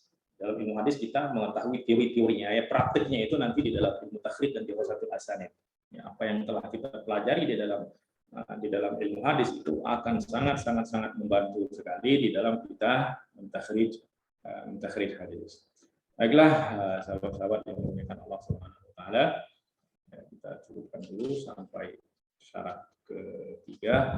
Masih ada syarat kedua, ada tiga syarat lagi, yaitu dhabtur rawi, kemudian intifa'ul syuduz dan intifa'ul illah al-qadihah. Ya, Allah taala alam. Ya, silakan kalau ada yang mau didiskusikan, tafadhol. Walhamdulillahirabbil alamin. Baik, izin bertanya Ustadz. Ya, fadhal. Baik, terima kasih atas waktunya. Sebagaimana yang kita ketahui Ustadz, beberapa tahun terakhir ini kan majelis sama di Indonesia ini lagi marak ya, di beberapa disiplin ilmu, termasuk juga hadis.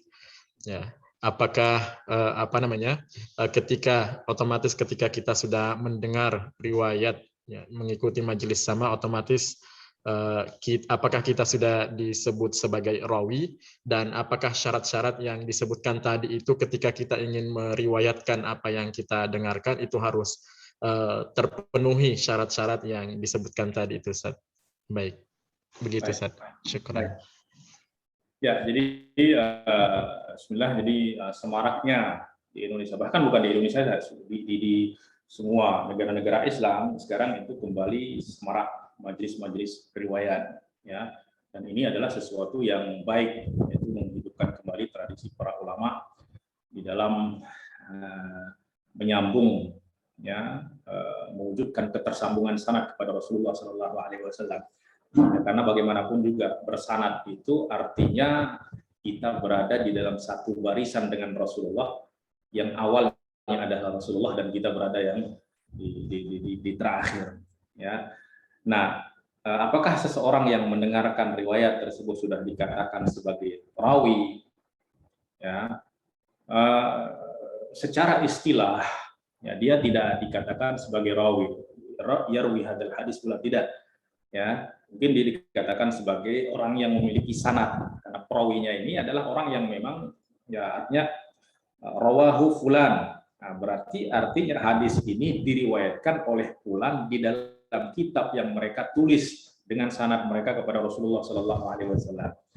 Nah, maka para perawi itu adalah bagi para ulama terdahulu yang memang mereka menelusuri hadis, mengumpulkan hadis, ya, kemudian mereka hafalkan, kemudian mereka tulis di dalam kitab mereka dengan sanad mereka, sehingga dikatakan rawahu fulan, ya. Nah, bagaimana dengan usur mutaakhirin misalnya pada zaman kita ini, ya, itu tidak bisa kita nisbatkan kepada misalnya katakan rawahu Luqman, nggak bisa, ya, karena kitab ini memang sudah tertulis, ya. Karena apa, semua sanad kita itu pasti akan mentoknya kepada sahibul musannafat tadi, ya, sahibul musannafat. Nah, tetapi bisa dikatakan sebagai musnid, artinya orang yang memiliki sanad, ya. Nah, apakah syarat-syarat yang tadi disebutkan itu juga berlaku, harus syaratnya adil, dhabit dan lain sebagainya? Tidak lagi disyaratkan itu. Kenapa? Madamal hadis sabata nisbatuhu. Ya, kalau hadis itu sudah nisbatnya sahih, misalnya kepada Imam Bukhari, kepada Imam Muslim, kepada Imam Abu Dawud, kepada Imam Ahmad, maka la yadurru an yakuna ba'da dzalika rawi, ya. Ya, jadi tidak membahayakan jika setelahnya itu ada perawi-perawi yang tidak memenuhi kriteria. Kenapa? Karena tidak lagi bergantung kesohihan hadis itu kepada perawi yang setelahnya ini. Kenapa? Karena kitabnya itu sudah tertulis dan nisbah hadis itu kepada mereka itu sudah tetap. Maka apabila ada orang yang misalnya meriwayatkan Sahih Bukhari, kemudian dia tidak melengkapi syarat periwayatan, itu tidak akan menjadikan hadis yang dalam Sahih Bukhari itu menjadi dhaif. Lalu fungsi sanad setelah ini apa? Ya, fungsi sanad setelah ini yaitu mendapatkan, ya, pertama, ya, menjaga keberkahan silsilah sanad yang memang kekhususan dan keistimewaan yang diberikan kepada umat ini, ya. Dan sanad itu pada hakikatnya maknanya itu adalah ilmu yang diambil dari guru, gitu. Jadi sanad itu artinya adalah guru, gitu. Artinya bukan kita ambil dari sembarangan, ya, dari sembarangan. Kalau Syekh Masyayikhna Abdullah bin Siddiq Al-Ghumari itu memberikan analogi tentang sanad itu seperti biji tasbih, gitu. Artinya di dalam keberkahan ilmu yang akan didapatkan melalui sanad, ya, tapi bukan hanya sanad-sanad sembarangan ijazah begitu saja kemudian mengatakan bahwa saya memiliki sanad, tetapi tidak satu huruf pun dia dengar dari gurunya tentang hadis tersebut, walaupun itu sudah tersambung sanadnya, ya, tetapi ya sanad lil barokah saja, karena inti daripada sanad itu adalah ilmu. Nah, Nah, maka intinya adalah seseorang, Syekh Abdullah Al-Ghumari itu mengibaratkan seperti biji tasbih. Beliau mengatakan, idza taharrakat, kalau ada satu biji tasbih itu yang bergerak, maka semua itu akan ikut bergerak. Ya, artinya apa? Kalau di dalam sana itu akan mendapatkan keberkahan seseorang, maka keberkahan itu akan didapatkan oleh semua orang yang berada dalam silsilah tersebut.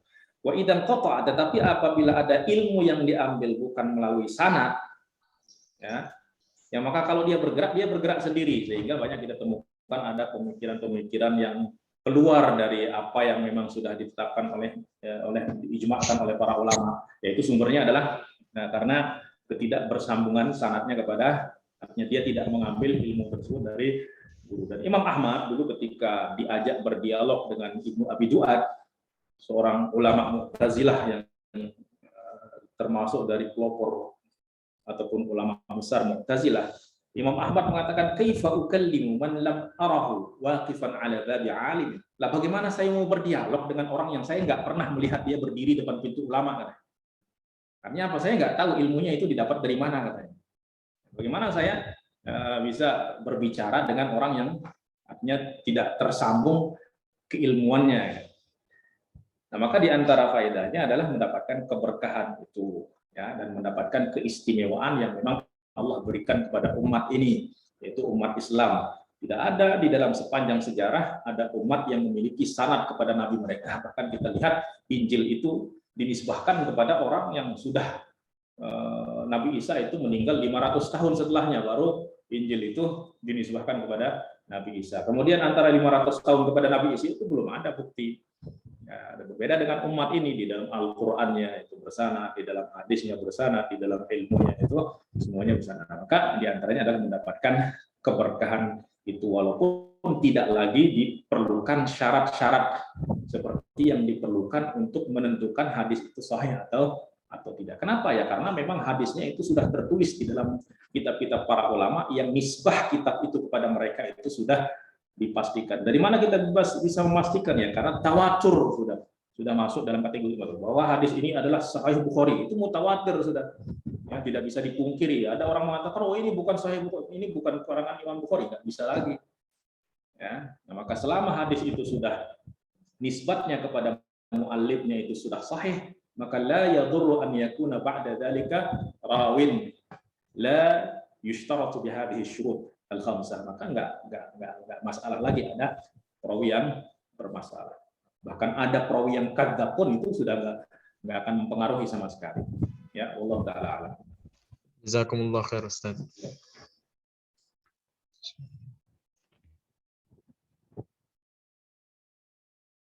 Betul?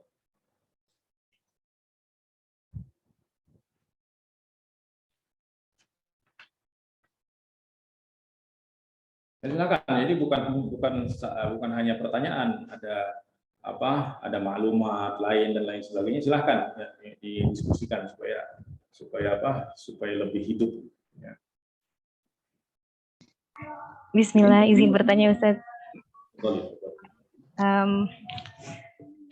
Tentang jarah wa ta'dil mungkin.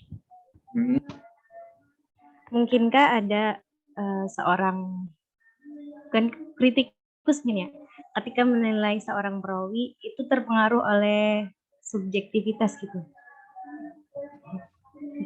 Ya, apakah seorang kritikus ataupun seorang ulama jarh wa ta'dil itu bisa dipengaruhi ya oleh latar belakang mazhabnya, alirannya dan lain sebagainya? Tentu saja bisa.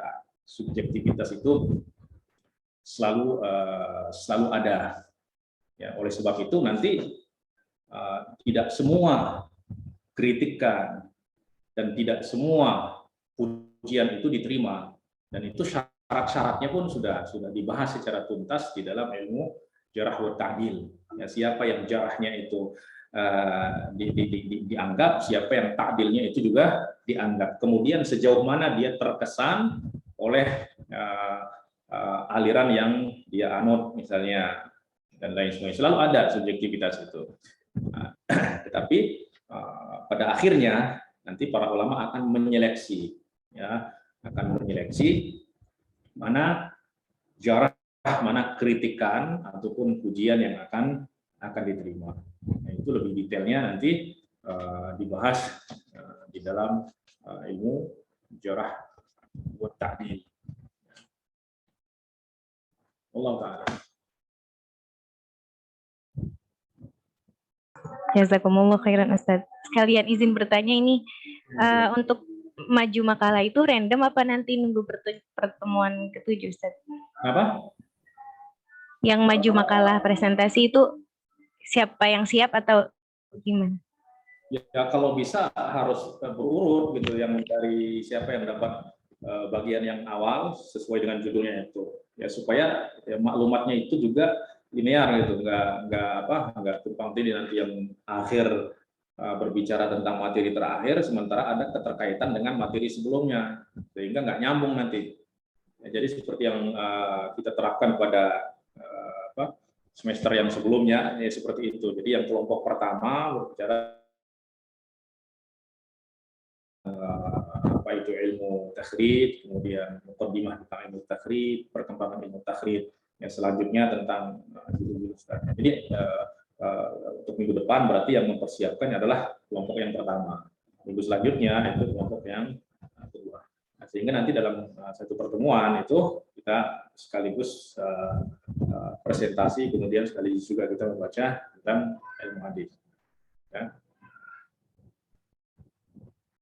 Ya, baik Ustaz. Untuk referensi atau apa ya bahasa yang digunakan itu? Nah, jadi referensi utama yaitu kitab Takhrij al-Hadis Syekh Abdul Aziz bin Abdullah bin Muhammad Syekh, dan juga karena kitab Takhrij Qawaid al-Mukhtasar fi Qawaid al-Takhrij wa Dirasat al-Asanid li akhina Ustaz Dr. Mustafa Abu Zaid, itu mungkin belum ada nuskhahnya.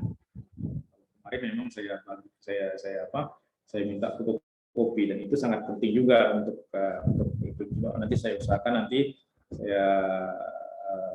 saya buat fotokopi atau nanti saya kirim ke penanggung jawab semester untuk share kepada yang lain. Kemudian yang ketiga bisa juga nanti Takhrij wa Dirasatul Asanid, Usul Takhrij wa Dirasatul Asanid li Dr. Mahmud At-Tahan, itu juga bisa menjadi referensi. Karena itu tiga aja, nggak banyak ya.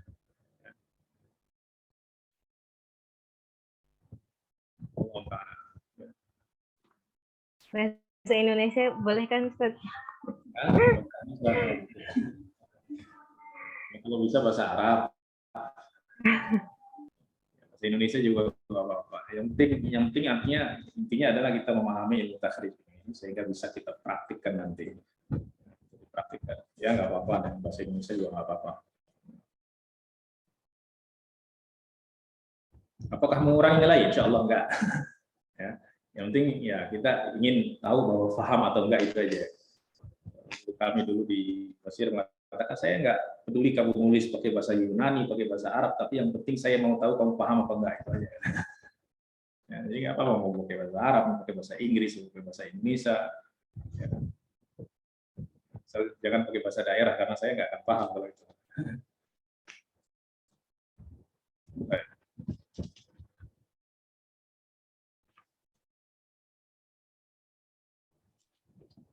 Boleh tanya? Pertama terkait dengan kaidah kulus sahabah udul itu. Nah, itu kan kalau kita lihat terkait dengan beberapa, jadi pertama itu dalam kasus Syiah misalnya, mereka kan jelas melakukan tajrih terhadap sahabat, bahkan kemudian menolak beberapa hadis dari mereka. Nah, status hadis yang diriwayatkan model-model begini ini kan seperti apa? Terus yang kedua, yang dalam konteks tadi ya, masalah syurut tahammul wal ada itu. Kasus Ibnu Abbas. Ibnu Abbas itu kan dalam beberapa catatan oleh sebagian ulama itu disebutkan hanya menerima 8 hadis dari Rasulullah. Meskipun faktanya tentu ya Ibnu Abbas itu karena kecerdasannya, kemudian beliau juga berguru kepada para sahabat senior lah dalam hal ini. Nah, ini kan berarti ada perbedaan ketika beliau tahammul tadi sama dengan ketika beliau kemudian menyampaikan hadis yang begitu luar biasa banyak. Bagaimana? Ya, baiklah. Jadi pertama tadi berkaitan dengan kullu sahabah udul, ya. Nah, para ulama, khususnya ulama Ahlus Sunnah wal Jamaah mengatakan kullu sahabati udul bi ta'didillahi iyyahum. Karena memang Allah sudah menta'dil mereka, radhiyallahu anhum wa radu anhu. Mereka adalah orang-orang yang telah meridai Allah dan Allah pun meridai mereka. Laqad radhiyallahu 'anil ladzina yubayyi'unaka tahta asy-syajarati. Allah telah meridai orang-orang yang membayarmu di bawah pohon. Jadi para sahabat itu kemudian Allah Subhanahu wa taala memuji Muhammadur Rasulullah, ya, walladzina ma'ahu asyidda'u 'alal kuffari ruhama'u bainahum. Itu juga mendapatkan pujian dari Allah Subhanahu wa taala. Nah, maka dari nas-nas Al-Qur'an tersebut para ulama berkesimpulan bahwa semua sahabat tanpa terkecuali selama ya nisbat sahabatnya itu dipastikan, ya, dipastikan. Artinya dia betul-betul dipastikan tergolong dalam kategori sahabat. Maka para ulama mengatakan mereka semuanya udul. Oleh sebab itu kita melihat di dalam praktiknya, di dalam riwayat-riwayat itu terkadang ada sahabat yang tidak disebut namanya an ba'di ashabin Nabi Shallallahu Alaihi Wasallam. Ya, dia mendengar dari sebagian sahabat tanpa disebut namanya, ya, dari fulan dan fulan. Nah, itu la yadurru kata mereka. Kenapa? Li'annal jahla bis sahabati la yadurru. Ya, karena tidak menyebut nama sahabat selama riwayat itu didengar oleh tabi'i itu dari sahabat, ya, maka itu tidak mengapa. Dan tentu dalam konteks Syiah itu berbeda, ya, berbeda. Bahkan khulafaul arba'ah itu semuanya dianggap sebagai perawi yang dhaif, ya. Abu Bakar, Umar, Utsman, khususnya Sayyidina Utsman itu mereka mengatakan fulanun dhaif, ghairu thiqah dan lain sebagainya, ya. Nah, kemudian misalnya Muhammad bin Abi Bakar, ya, yang kemudian dibesarkan oleh Sayyidina Ali, fulanun thiqatun nabata di baiti su, katanya. Dia adalah Muhammad bin Abdurrahman bin Abi Bakar ini adalah Muhammad ibnu Ali, ya, Muhammad ibnu Ali bin Abi Thalib, ya, itu kata beliau dia adalah orang thiqah tetapi tumbuh di rumah yang tidak baik, yaitu dipelihara ataupun dibesarkan oleh Sayyidina Abu Bakar. Ya, dan tentu memang standar penerimaan riwayat antara Ahlus Sunnah dengan Syiah itu memang jauh berbeda, ya, jauh berbeda. Dan Syiah dalam kategori dalam pandangan Ahlus Sunnah itu ya termasuk dari kelompok yang mubtadi'ah. Walaupun pada praktiknya nanti kita menemukan di dalam riwayat-riwayat itu ternyata perawi-perawinya ada orang-orang yang memang diindikasikan mutasyayyi'. Maka di dalam Sahih Bukhari pun ada. Nah, di sini para ulama pun sudah memberikan kaidah yang jelas bahwa al-ibratu fi riwayati sidqur rawi. Yang kita lihat di dalam periwayatan itu adalah kejujuran seorang perawi. Terserah dari aliran yang dia anut seperti apa, selama dia jujur, ya, maka kejujuran itu yang kita ambil, kata Imam Az-Zahabi di dalam Syiar A'lam An-Nubala ketika berbicara tentang seorang Syiah, dia mengatakan lahu bid'atuhu wa lana sidquhu. Bid'ahnya itu cukup bagi dia saja, yang kita perlukan adalah kejujurannya. Selama terbukti pulang ini jujur dan tidak ada unsur-unsur subjektivitas, tidak terpengaruhi oleh alirannya, ya nggak apa-apa, tidak ada masalah. Itu artinya Ahlus Sunnah itu betul-betul objektif di dalam menilai perawi. Berbeda dengan Syiah, itu betul-betul dipengaruhi oleh aliran mereka di dalam menghukum siapa yang thiqah dan siapa yang tidak thiqah. Nah, kemudian berkaitan dengan riwayat Ibnu Abbas, beliau termasuk dari sigharus sahabah. Ya, bahkan Rasulullah meninggal itu beliau masih ya dianggap kategori masih kecil, sehingga tentu tidak banyak mendengar dari Rasulullah SAW. Tetapi kenapa banyak sekali riwayat beliau? Ya, jadi itu masuk dalam kategori mursalus sahabi, mursalnya sahabat. Ya. Dan mursalnya sahabat itu semuanya dianggap sebagai hadis yang muttasil karena beliau tidak mungkin, pertama mereka itu tidak mungkin mengatakan menisbahkan kepada Rasulullah sesuatu yang bukan dari Rasulullah. Ya. Tidak mungkin para sahabat itu menisbahkan kepada Rasulullah yang bukan dari Rasulullah. Sehingga apa yang mereka riwayatkan dari Rasulullah tetapi mereka tidak dengar dari Rasulullah, pasti didengar dari sahabat lain. Tetapi mungkin lilih ikhtisar dan lain sebagainya, ya, ditambah lagi mungkin pada masa mereka itu la nadri, kata Al-Bara, kata Jabir atau kata Al-Bara bin Azib, la nadri mal kadzib, Imran bin Husain. Ya, la nadri mal kadzib, katanya. Kami tidak tahu dulu itu berbohong itu apa, katanya. Ya, berbohong di dalam sana itu mulai ya, setelah terjadinya fitnah, yaitu fitnah yang berlaku kepada Sayyidina Utsman bin Affan, kemudian fitnah yang terjadi kepada Sayyidina Ali bin Abi Thalib, kemudian di situ sudah muncul beberapa aliran, kemudian di situ setiap aliran, setiap kelompok itu terkadang membuat hadis untuk menguatkan kelompok mereka. Ini masuk, dan bahkan Sayyidah Aisyah juga banyak riwayat-riwayat yang beliau riwayatkan berkaitan dengan misalnya tentang peristiwa Rasulullah Shallallahu Alaihi Wasallam bertahanus di Ghar Hira. Itu kan riwayat dari Sayyidah Aisyah, dan beliau tidak menyebutkan perantara antara beliau dengan Rasulullah Shallallahu Alaihi Wasallam. Padahal peristiwa itu terjadi sebelum mungkin Sayyidah Aisyah itu lahir. Nah, itu terjadi pada masa-masa fase awal-awal Islam. Nah, tetapi tidak masalah. Kenapa? Karena mursalnya sahabat itu semuanya dianggap sebagai hadis yang muttasil. Kenapa? Karena mereka sudah udul ta'didillahi iyahum, ya, kemudian dan jika demikian maka tidak mungkin mereka menisbahkan sesuatu kepada Rasulullah yang bukan dari Rasulullah, karena mereka betul-betul menghafal hadis Rasulullah, man kadzaba alayya muta'ammidan falyatabawwa maq'adahu minan nar, man taqawwala ma lam man taqawwala alayya ma lam aqulhu falyatabawwa maq'adahu minan nar. Ya, dan semua itu tentu menjadikan para sahabat tidak mungkin ya meriwayatkan sesuatu yang bukan dari Rasulullah Sallallahu Alaihi Wasallam kemudian dinisbahkan kepada Rasulullah. Wallahu a'lam. Terakhir, Ustaz, jazakumullah khair. Terkait dengan kasus ini sahabat juga.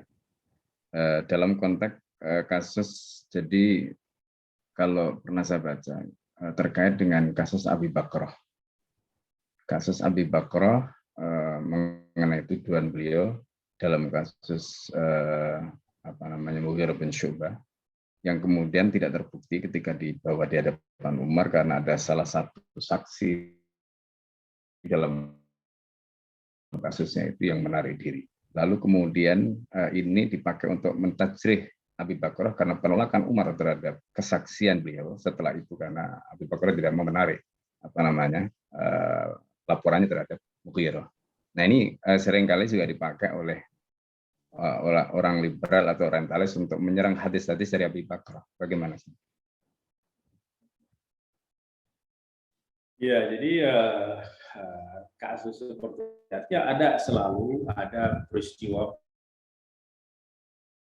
pada zaman sahabat yang ya bersifat manusiawi, ya, dan tetapi semua itu tidak menjadikan mereka majruh min haitsu riwayat. Penolakan kesaksian Abu Bakrah ya, terhadap apa yang dilakukan oleh Syu'bah misalnya, yang kalau nggak salah dalam kasus beliau dituduh berduaan dengan perempuan ya. Nah, di sini kan kasusnya juga bukan dalam kasusnya itu bukan termasuk dalam kasus al-qasbu bizina. Jadi di situ dia hanya dituduh berdua, bukan dia melapor hanya berdua, bukan berlapor perbuatan zina. Kalau perbuatan zina ini itu kan harus syahidnya harus ada 4 yang udul dan lain sebagainya. Jadi dia melaporkan sesuatu yang bersifat tidak wajar dilakukan oleh seorang sahabat. Nah, kemudian Sayyidina Umar itu menolak kesaksian Abu Bakrah. Ya, nah, itu bukan menjadikan Abu Bakrah itu riwayatnya tertolak ataupun dia menjadi majruh karena dia sudah menisbatkan sesuatu yang tidak benar kepada Imam Syu'bah. Ya memang kalau kaum liberal itu memang akan mencari ya celah-celah yang menjadikan mereka bisa masuk untuk meragukan hadis-hadis Rasulullah Shallallahu Alaihi Wasallam. Tapi sekali lagi penolakan Sayyidina Abu Bakar terhadap kesaksian Abu Bakar itu sama sekali tidak menjadikan riwayatnya ataupun tidak menjadikan beliau majruh. Yang pertama memang karena tujuannya adalah baik, ya walaupun mungkin karena laporannya tidak berasas kepada bukti yang tidak diterima, artinya riwayatnya ataupun kesaksiannya pada masalah itu tidak diterima. Karena untuk menerima seorang amir, misalnya menerima aduan-aduan, apalagi berkaitan dengan irt, ya dengan kehormatan seseorang, ya maka perlu kepada saksi-saksi yang kuat juga. Ya.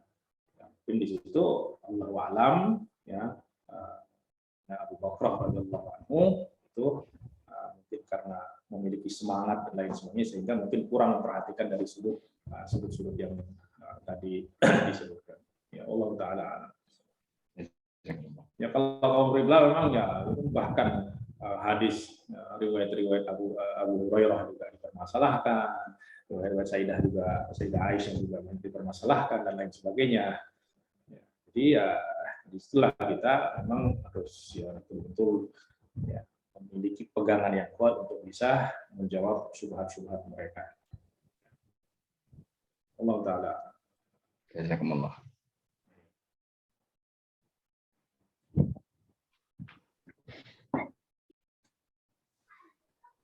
Izin bertanya, Pak Yai. Ya, sabar. Alhamdulillah tadi kan di awal-awal Bapak Dokter menyebutkan bahwa yang kita sedang pelajari ini kan pembahasan mengenai kayak itissolus sanad, terus adil, itu kan di luar matan ya, yang menyebabkan apa segala macam enggaknya kita sedang pelajari mengenai sanadnya, bukan hal matannya.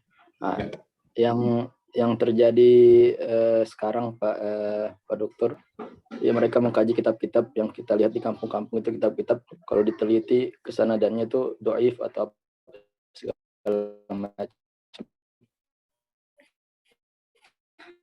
Sedangkan sudah banyak juga yang mengomentari hadisnya dhaif ini segala macam. Nah, sikap kita untuk memberikan jawaban supaya yang di kampung tenang segala macam itu bagaimana sikap kita Pak Dokter?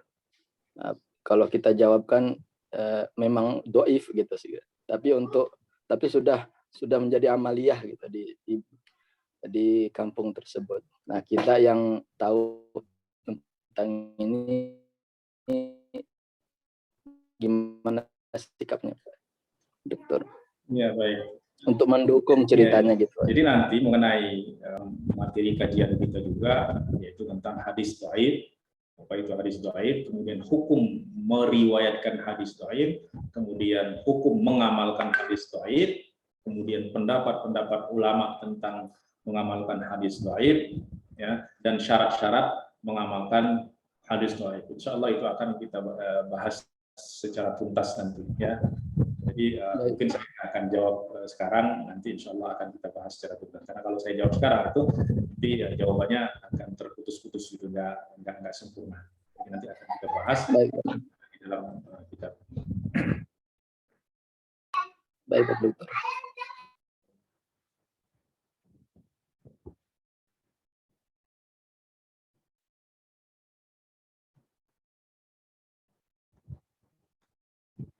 Baik. Kalau memang sudah tidak ada lagi, bahkan Syekh Izzuddin sudah tidak ada lagi, ya kita cukupkan. Insyaallah. Jazakumullah khairan, Ustaz, insyaallah atas apa yang telah disampaikan. Kemudian kami ucapkan juga jazakumullah khairan pada Ustaz dan Ustadzat yang telah partisipasi untuk dalam pembelajaran ini insyaallah. Alhamdulillah, Oleh karena itu mari kita tutup untuk menambah keberkahan kita tutup dengan baca alhamdulillah dan doa kafaratul majelis. Alhamdulillahirabbil alamin. Subhanakallahumma wa bihamdika asyhadu an la ilaha illa anta astaghfiruka wa atubu ilaik. Mungkin itu yang bisa kami sampaikan.